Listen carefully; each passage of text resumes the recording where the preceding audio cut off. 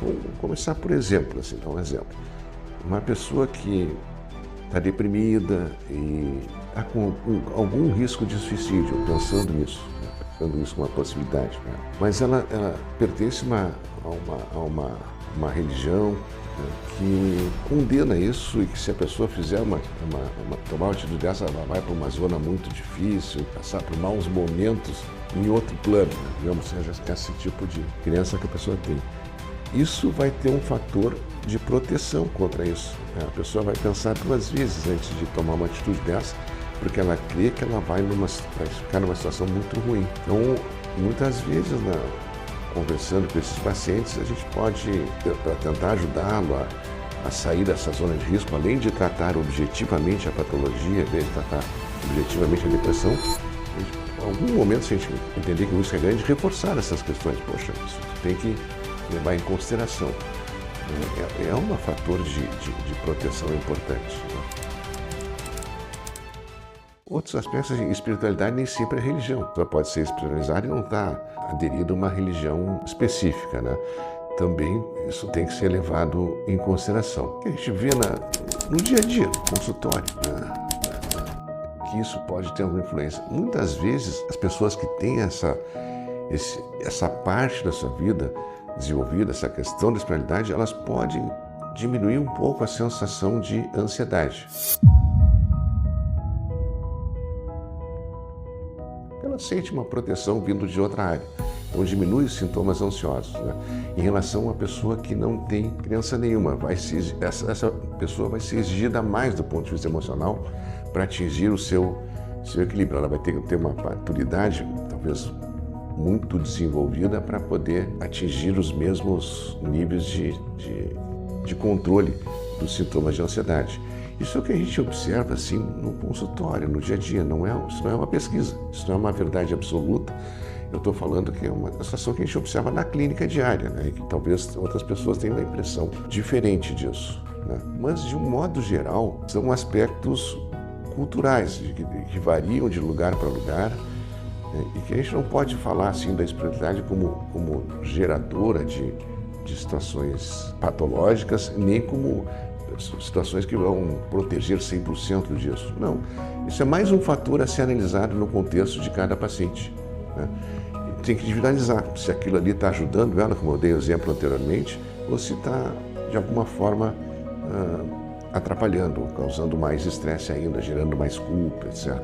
E isso tem que ser trabalhado caso a caso. Não vai ter uma regra geral, dizer, olha, eu vou dizer isto ou aquilo para essa paciente nessas circunstâncias. Tem que ver no contexto dela, o momento dela, o que ela está vivendo, falando isso no aspecto mais psicoterapêutico, né, do entendimento de uma pessoa no seu ambiente social e ambiente cultural. Então, muito se fala sobre isso hoje em dia, muito se escreve sobre isso, né, um assunto que está em voga, mas a gente tem que, talvez, sempre pensar individualizando cada indivíduo, cada situação e cada momento da vida dele. Basicamente, analisar outro fator de vida, outra situação, né? Sei lá, a situação econômica do indivíduo, a situação social, a situação familiar, vai ter influência na saúde emocional. E isso pode ser explorado de uma maneira positiva ou isso pode ser um handicap, pode ser um estresse a mais para a pessoa. A religião diminui a ansiedade das pessoas.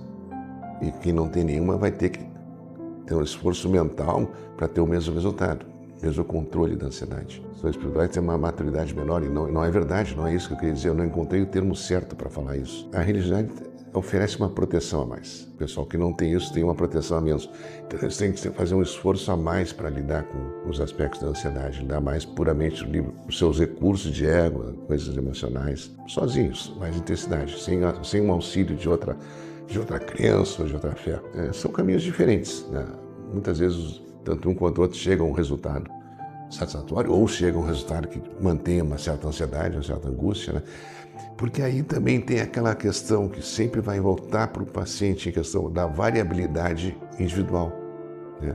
Tem pessoas que são mais suscetíveis ao estresse, são mais suscetíveis a boas influências, tem pessoas que são menos suscetíveis. Isso a gente não tem como prever, a gente vai ter que examinar sempre indivíduo por indivíduo. Algumas vezes a gente vai usar isso positivamente, outras vezes não dá para usar, deixa-se ali em stand-by, né?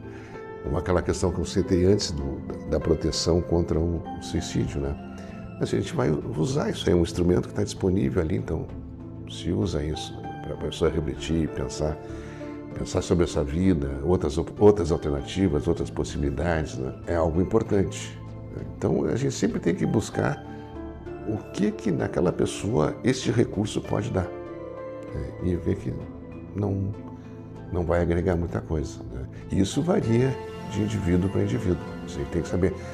A gente vai falar sobre isso, não vai se estabelecer uma regra sobre isso, porque é um terreno de uma subjetividade imensa. Cada um tem a sua, né? Existem umas coisas compartilhadas, mas em outros aspectos cada um tem a sua subjetividade em relação a isso. E aí tem que ser examinado individualmente. Nesse exemplo que eu dei da questão da proteção contra atitudes suicidas, vários. A gente vê isso, né, com muita frequência, né? As pessoas espontaneamente trazem isso. Mas se eu fizer isso, vai acontecer isso.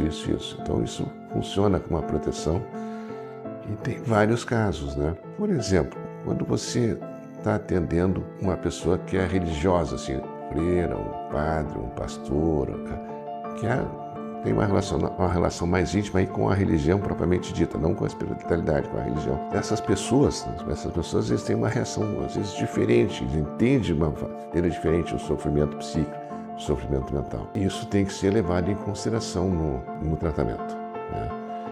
Ver o que a pessoa verbaliza, o que ela traz. Já apareceu isso, né? Às vezes isso, quando a patologia é muito grave, um episódio depressivo muito intenso, tem uma alteração do funcionamento cerebral, às vezes isso não conta tanto, né? Às vezes a pessoa vai viver aquela doença como outra pessoa vive, né? Uma pessoa que não tem a mesma formação. Mas se a psicopatologia for menos intensa, provavelmente essa caminhada que ele teve de estudos, da fé, etc., vai ajudar um pouquinho ele nessa recuperação da depressão, assim como uma atividade física melhor, entendeu? Se a pessoa fizer atividade física regular, etc., vai ajudar no tratamento das enfermidades emocionais, né? E se a pessoa tem desenvolvimentos em outras áreas, também pode vir ajudar. São fatores que aumentam a resiliência, né? Então a gente tem que encarar dessa forma. Não de uma maneira como se fosse uma regra, nem de uma maneira mística. Olha, são fatores que podem ajudar. Às vezes, quando a gente está tratando uma pessoa, a gente tem que pegar todos os recursos que ela tem para enfrentar, do ponto de vista subjetivo, aquele sintoma, aquela ansiedade, aquela depressão, a questão do pânico, enfim, né? Então se avalia a pessoa como um todo. Às vezes elas vão trazer isso espontaneamente, às vezes não. Então tem que, no decorrer do tratamento, no decorrer das conversas com o psiquiatra, com o psicólogo, isso vai surgir, vai entrar na pauta das conversas e conforme a gente for observando a estrutura emocional do paciente, isso vai ser abordado de um jeito ou de outro.